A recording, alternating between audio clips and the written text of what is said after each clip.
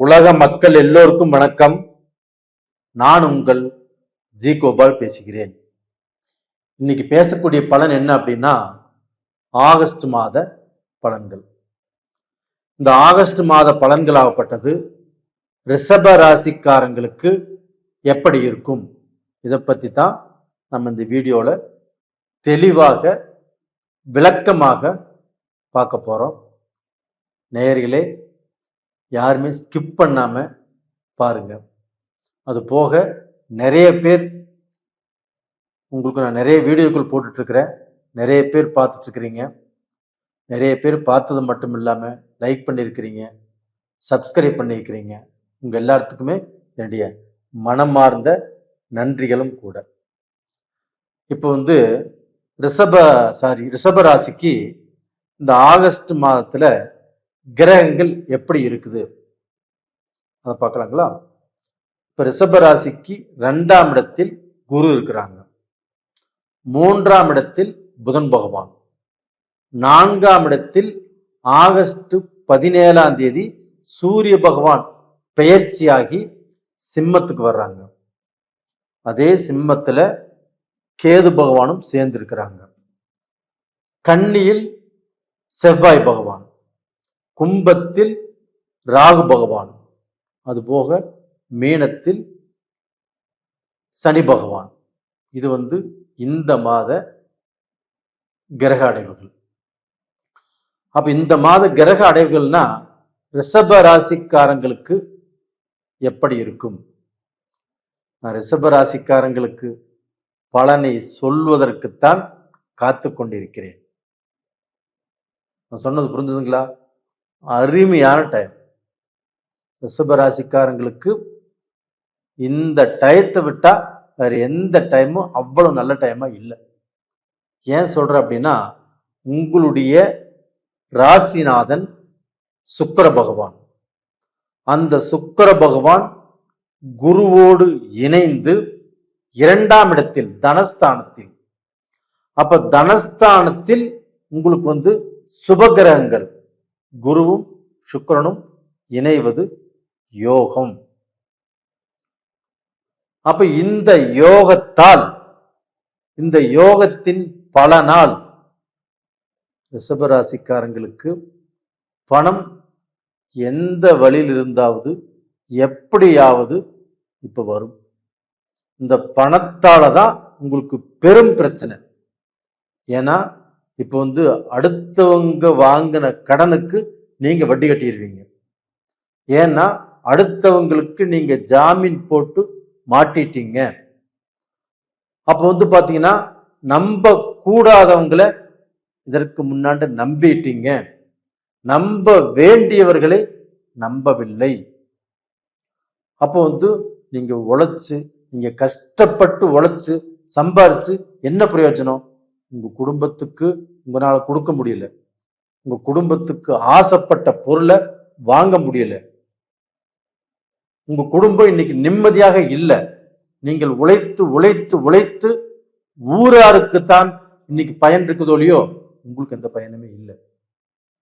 இப்ப நீங்க எந்த பிசினஸ் பண்ணினாலும் எந்த பிரயோஜனமும் இல்லை.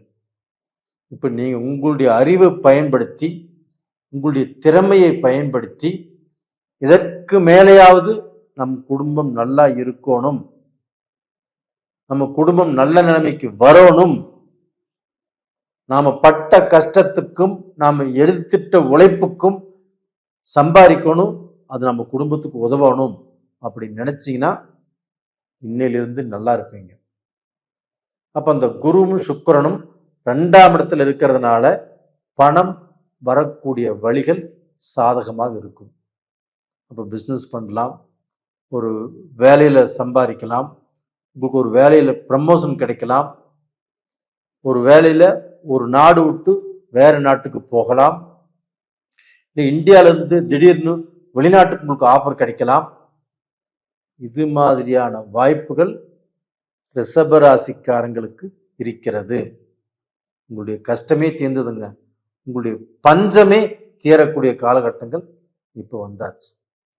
அப்போ டோட்டலாக பார்த்தீங்கன்னா, மலேசியா போவீங்க, இல்லை சிங்கப்பூர் போவீங்க, இல்லை சிங்கப்பூரில் இருக்கிறவங்க மலேசியாவில் இருக்கிறவங்க, ஜெர்மனில், ஜப்பானில், சுவிட்சர்லாந்தில், யுஎஸ்ஏல, கனடாவில், ஆஸ்திரேலியாவில், இன்னுமே எத்தனையோ கண்ட்ரிகள் இருக்குது. இங்கெல்லாம் இருக்கக்கூடிய ரிஷபராசிக்காரர்கள் அவங்களுக்கு தொழில் நல்லா இருக்கும், அவங்களுடைய பிஸ்னஸ் நல்லா இருக்கும். இல்லைன்னா தொழிலில் நீங்கள் எதிர்பார்த்த மாற்றங்கள் இதற்கு முன்னாடி உருவாகலை, இப்போ உருவாகும். கண்டிப்பாக நல்லது நடக்கும். அது போக அந்த ரிஷபராசிக்காரங்களுக்கு குரு பகவான் ஆகப்பட்டது குரு தண்டி சொந்த வீட்டை பார்க்கறதுனாலையும்,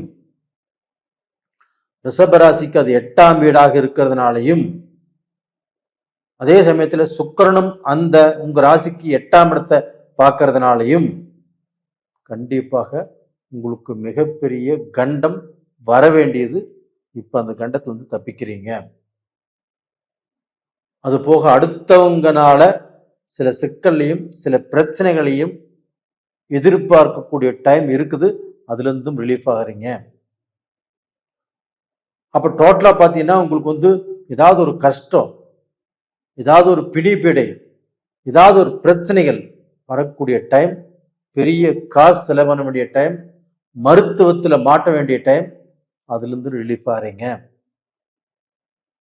அப்ப டோட்டலா பாத்தீங்கன்னா உங்களுக்கு வரக்கூடிய மிகப்பெரிய நஷ்டத்துல இருந்து தப்பிக்க போறீங்க.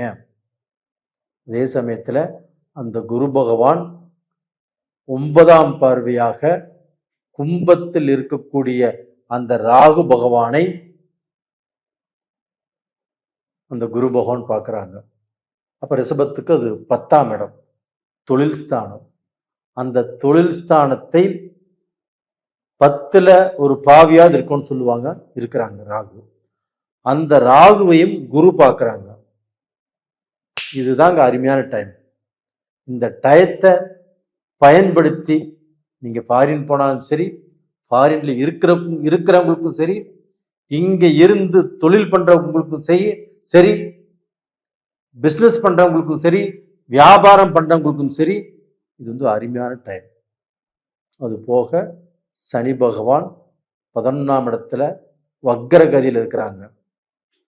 அந்த வக்கரகதியிலிருந்து செவ்வாயை பார்க்கும்போது அந்த செவ்வாயால் கண்டிப்பாக சனியும் செவ்வாயும் பார்த்துக்கிறாங்க.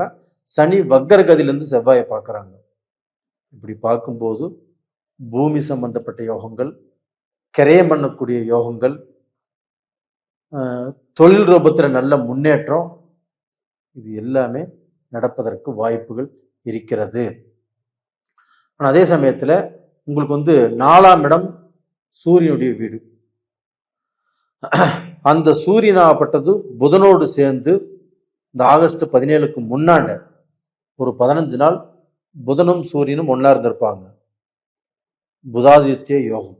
அப்போ படிக்கக்கூடிய மாணவர்களுக்கு நல்ல படிப்புல நல்ல முன்னேற்றம், நீங்கள் நல்ல கோர்ஸ் விரும்பி எடுக்கக்கூடிய காலகட்டங்கள் வந்திருக்கும். நீங்கள் பல குழப்பத்தில் இருந்திருப்பீங்க, அந்த குழப்பமும் தீரக்கூடிய நேரகாலங்கள் வந்திருக்கும். அதெல்லாம் அருமையாக இருக்குது. அது போக பார்த்தீங்கன்னா காதல் கல்யாணங்கள். இப்போ ஒரு ரிலேஷன்ஷிப்பில் இருக்கிறாங்க அப்படின்னா அவங்களுக்கு இப்போ எதிர்ப்பு இருக்குது, அந்த எதிர்ப்பு தீரும். பொண்ணு வீட்டில் சம்மதிக்கல, இல்லை மாப்பிள்ளை வீட்டில் சம்மதிக்கல, இப்படிப்பட்ட பிரச்சனை இருக்குன்னா அந்த பிரச்சனைகள் தீர்ந்து நல்லபடியாக வரக்கூடிய டைம், அவங்களுக்கு திருமணம் ஆகக்கூடிய டைம் இப்போ வந்தாச்சு. தாராளமாக திருமணம் பண்ணுங்க, நல்லா இருப்பீங்க. குடும்ப வாழ்க்கையும் உங்களுக்கு நல்லா இருக்கும். உங்கள் குடும்பத்திலையும் சுபகாரியங்கள் ஆகும். அதுபோக ரிஷபராசிக்காரங்களுக்கு அந்த ரிஷபராசியில் பிறக்கக்கூடிய அந்த பெண்கள் இன்னைக்கு வரைக்கும் தன்னுடைய கணவனால் நிறைய கஷ்டப்பட்டுட்டீங்க. கணவர் நம்ம சொல்படி கேட்க மாட்டேங்கிறாரு, எல்லாரும் வேணும்னு நினைக்கிறாங்க. அவங்கனால இவருக்கு பின்னாண்ட கஷ்டம் வருங்கிறது அந்த மனைவிக்கு தெரியுது, இவருக்கு தெரியல. அப்ப அந்த மனைவி அவ்வளவு வேதனைப்பட்டிருந்தாலும் அந்த வேதனைகள் எல்லாமே இப்ப தீரப்போகிறது. கண்டிப்பாக ரிஷபராசியில் பிறந்த பெண்கள் இனிமேல் ஃப்ரீடமாக, சந்தோஷமாக, கணவனே உங்களை பாராட்டக்கூடிய அளவுக்கு, அந்த கணவன் மூலியமாக உங்களுக்கு ஏதோ ஆடை ஆபரணங்கள் வாங்கி தருவார், ஏதோ கிஃப்ட் வாங்கி கொடுப்பாரு. இந்த மாதிரி சந்தோஷமான நிகழ்ச்சிகள் கண்டிப்பாக நடக்கும். உங்கள் குடும்பம், மக்கள் எல்லாருமே நல்லா இருப்பீங்க. நேயர்களே, இந்த பதிவு பிடிச்சிருக்குன்னு நினைக்கிறேன். பிடிச்சிருந்தா லைக் பண்ணுங்க, சப்ஸ்கிரைப் பண்ணுங்க. இந்த சமயத்தில் சுக்கிர பகவானையும் இல்லைன்னா குரு பகவானையும் வியாழக்கிழமை நாள்லையும் வெள்ளிக்கிழமை நாள்லையும் வணங்குவாங்க. கண்டிப்பாக உங்களுடைய பிரார்த்தனைகள் பலிக்கும், நல்லா இருப்பீங்க. இந்த பீரியட்ல நான் சொன்ன தெய்வங்களுடைய வழிபாடு உங்களுக்கு ரொம்ப ரொம்ப முக்கியம். நேயர்களே, உங்களிடமிருந்து விடைபெறுவது உங்களின் ஜி கோபால். நன்றி, வணக்கம்.